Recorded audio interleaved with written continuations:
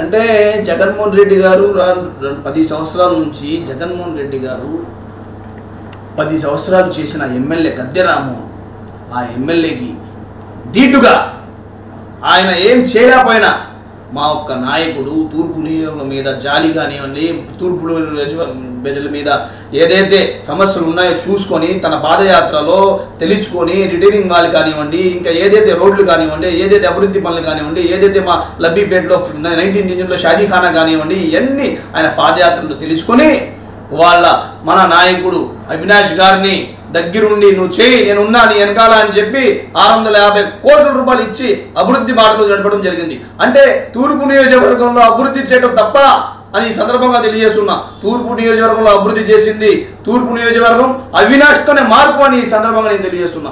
అవినాష్ లేకపోతే మార్పు ఉండేదే కాదు, జగన్మోహన్ రెడ్డి గారు ఉంటే మార్పు ఉండేది కాదు. ఎందుకంటే 10 సంవత్సరాల నుంచి చూసాం మేము గద్దె రామ్మోహన్తో మార్పు ఉందా? 10 సంవత్సరాలు చూసాం మనం. గద్దె రామ్మోహన్ ఉంటే ఆ రిటింగ్ కట్టాడా? ఏదో డమ్మీ వీడియోలు తయారు చేసుకొని ఆయన యాక్టింగ్ చేస్తున్నాడు. కానీ యాక్టింగ్లు సినిమాలో పనికొస్తాయి, కానీ నిజమైన రియల్లో ఇవాళ దేవినేని అవినాష్ గారు రోడ్డు మీద తిరగడం కాదు, వెండనక వాననక గొడుగనక ఎప్పుడు చూసినా ప్రజల్లోనే ఉంటూ కరోనాలో కానివ్వండి, తుఫాన్లు వచ్చినా కానివ్వండి, నీళ్ళు వచ్చినా కానీ ఎప్పుడు ప్రజల్లో ఉంటే ఆయన సేవ చేస్తూ జరుగుతుంది. ఆ సేవ ఆయన గెలిపించిందని ఈ సందర్భంగా నేను తెలియజేస్తున్నా. ఇవాళ రానున్న కాలంలో మనం 20 నుంచి 30 వేల ఓట్లు మెజార్టీతో మేము అవినాష్ గారిని గెలిపించుకుంటామని ఈ సందర్భంగా తెలియజేస్తున్నా. మనకి ఒక మైనారిటీ సోదరులారికి దండం పెట్టి నేను చెప్తున్నా. ఎందుకంటే రాష్ట్ర ప్రజలందరూ గమనించాలి, మనకి ఆనాడు ద్రోహం చేసిన పార్టీ ఏదైనా ఉందంటే అది చంద్రబాబు నాయుడు పార్టీ, అది టీడీపీ పార్టీ అని సందర్భంగా నేను తెలుస్తున్నా. ఈనాడు న్యాయం చేసిన పార్టీ ఏదైనా ఉందంటే అది ఒక్క వైఎస్ జగన్మోహన్ రెడ్డి గారి ప్రభుత్వాన్ని ఈ సందర్భంగా తెలియజేసుకుంటా.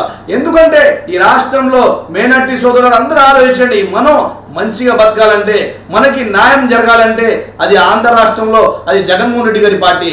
ఎందుకంటే ఇవాళ బీజేపీ, టీడీపీ, జనసేన ఇంకా ఇతర పార్టీలు వీళ్ళందరూ కలిసి మనకి పోటీకి వస్తున్నారు. అంటే మా నాయకుడు మంచి చేస్తున్నాడు, అందుకోసమే ఆయన ఓడిస్తానికి వస్తున్నారు. కానీ మా నాయకుడు వెనకాల అల్లా ఉన్నాడు, మా నాయకుడు వెనకాల దేవుడు ఉన్నాడు, మా నాయకుడు వెనకాల ఆంధ్ర రాష్ట్ర ప్రజలు 5 కోట్ల ప్రజలు ఉన్నారని ఈ సందర్భంగా నేను తెలియజేస్తున్నా.